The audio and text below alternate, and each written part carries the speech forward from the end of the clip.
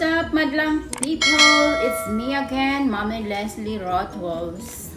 So, today this video, ituturo ko lang sa inyo po kung paano gumawa ng coaster. Yung patungan po ng ating coffee. Yan po, pwede natin gawing patungan ng coffee. So, ito medyo maliit kasi yung sinukatan ko ay maliit na kwet siya. So, hindi kasya. Ayan siya, hindi kasya. So, pwede na rin siya. Pero, itong cup na nakuha ko sa kitchen is malaking kwetan. Meron po tayong tasa na maliit lang po. So, ito medyo malaki siya, is square. Gagawa po tayo crafting po tayo ng mga leftover na I just wanna let you know that you don't have to throw all your leftover from your crafting. So today, this video I am going to show you how to step by step making a coaster by leftover material. So ito po siya.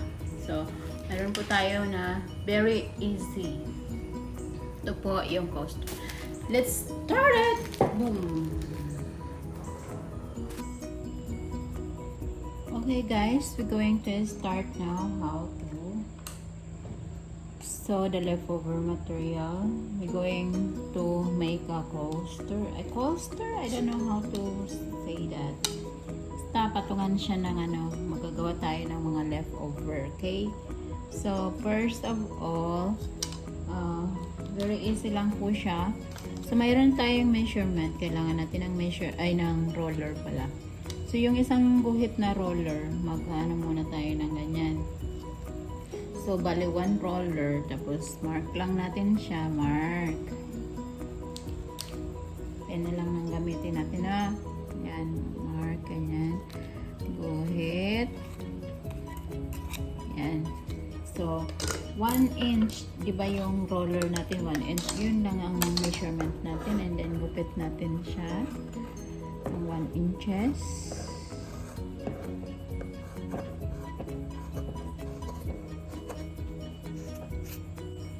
Makapal kasi siya guys, kaya mahirap gupitin. Patong nyo na lang siyang ganyan. Yung 1 inch. Material para hindi na kaya guguhit. Okay? This is the technique. Yan. Kapal na siya. And then ganyan. Yan. So, marami na tayong nagupit. Nagupit-gupit. Yan. Yan. Yung 1 inches only guys. Okay? And then we having a pylon. Para hindi siya mag-move yung ating material. I can measure only by 5 by 5. 5 here and 5 to here. And then I cut it. Cut. Okay guys. So I have 5 by 5 material. It's kind of messy guys. Because I want to make it faster because my baby is asleep right now, so it's kind of messed. So for this material, for this things, for the coaster, I'm having a different colors for crochet detail toy. This one, medium brick rock. Yan po siya. Yung gagamitin natin yung medium brick rock. Yung zigzag po siya. So since we have already the 5 by 5 pylons, so we're going to sew the material that we cut by 1 inches. We just start it like this. This is only a technique guys. It's very easy. I just want to show you how to use your leftover material. This is recycle only. Yan po siya. So, yan guys.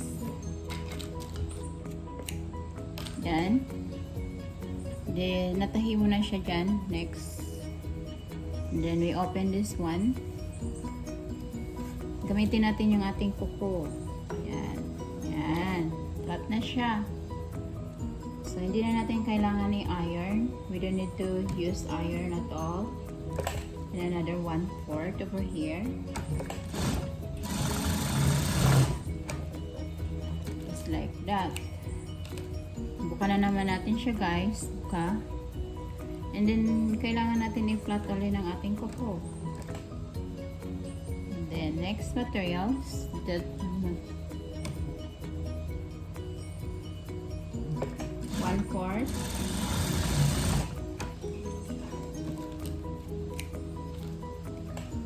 Here you go, guys. And next, it's up to you what color you want to use. This is only leftover material.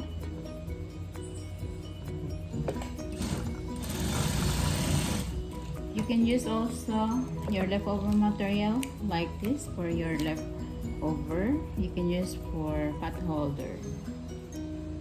So there you go, guys. And then, next flat natin ulit ng ating kuko. And then next, we're gonna sew it. Always the same like this until we get to the end.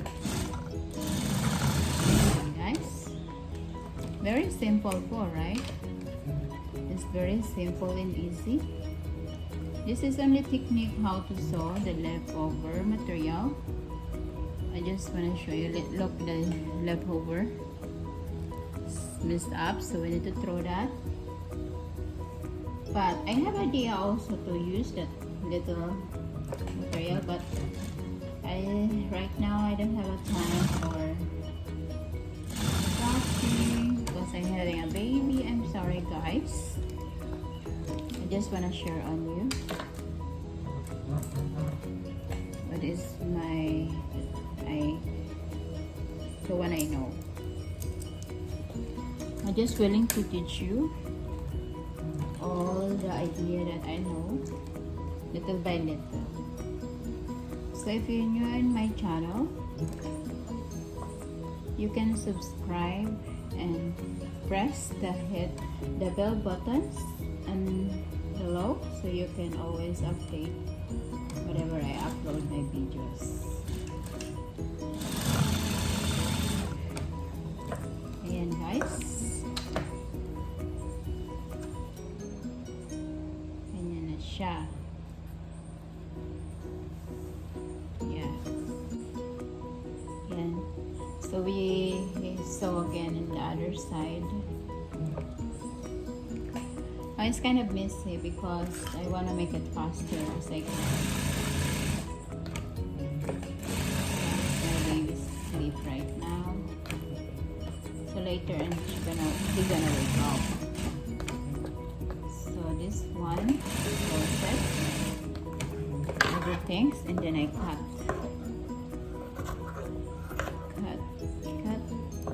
Make it clear. Make it clean. Sorry, guys. So this is the one I making the square first. So since we having a leftover here little bit, I just clean. So this is by 5 by 5. It's okay because this is a little bit bigger for the coaster. I don't know, coaster or coaster. So I hope you understand. And then now, since this one is clear and you this saw the inside, so now we're trying to cover this back for the plain material. For example, you using this one, we just only cut like this.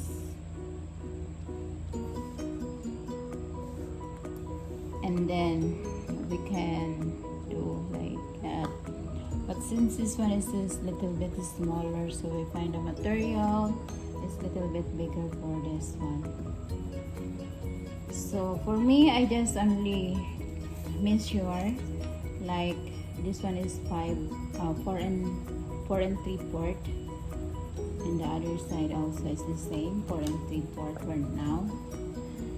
So I gonna cover, like I gonna cut material cover to the other side. Is we just add 1/2 inches each other. So example, like for this one is 5 inches plus 1/2 inch both sides, so I just cut 6 inches. So we just need 6 inches material for the back. So 6 inches. So we need 6 inches and 6 inches material. And then I cut it. Cut like that. And then both sides I cut it 6 inches. So 3 inches because it's folded already.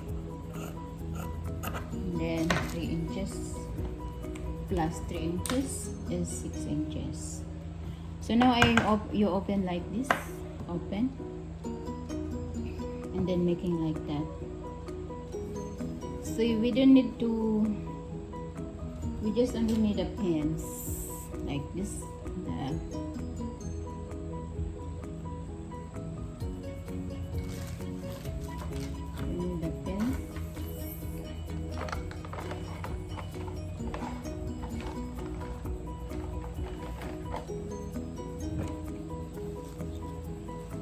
Then so now we're going to close the edges.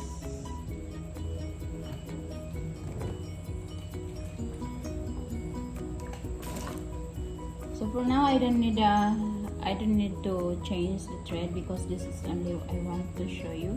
I just want to make it a little bit faster.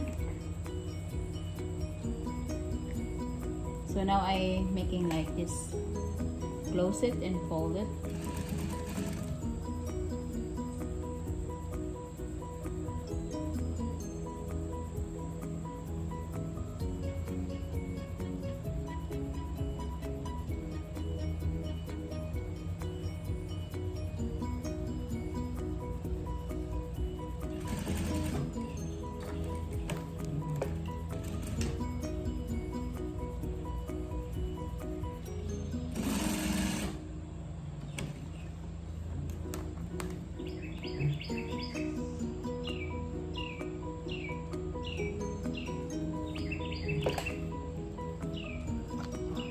Just making close, fold it like that. Oh. And then fold it again.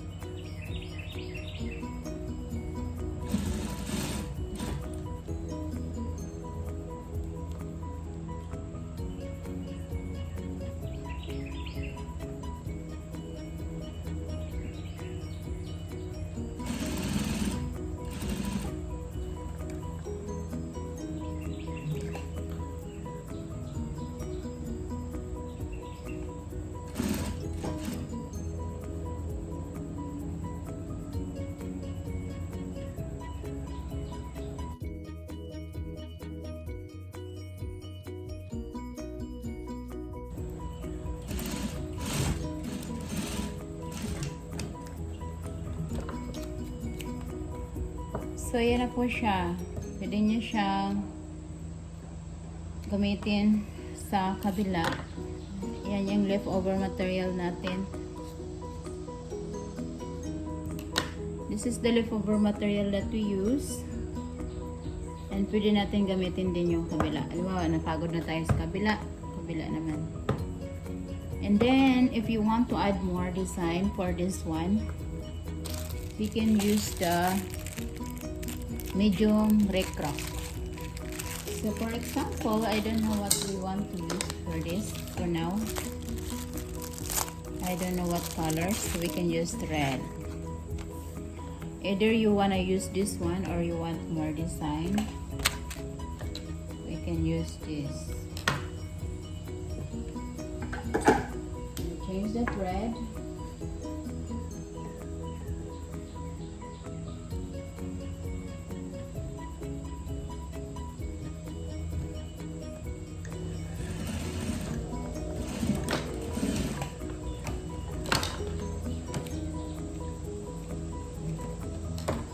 Ayan po siya mga madam. Yan. Fitness is very easy, right? So this video, I hope that you enjoy, guys. For this video, I just only going to use show you for now that you can use also your leftover material for something else. So sana po nagustuhan nyo yung video ito. Ayan na po siya. Kung gusto nyo yung round po, mag-trace lang nyo. Trace nyo lang ng round.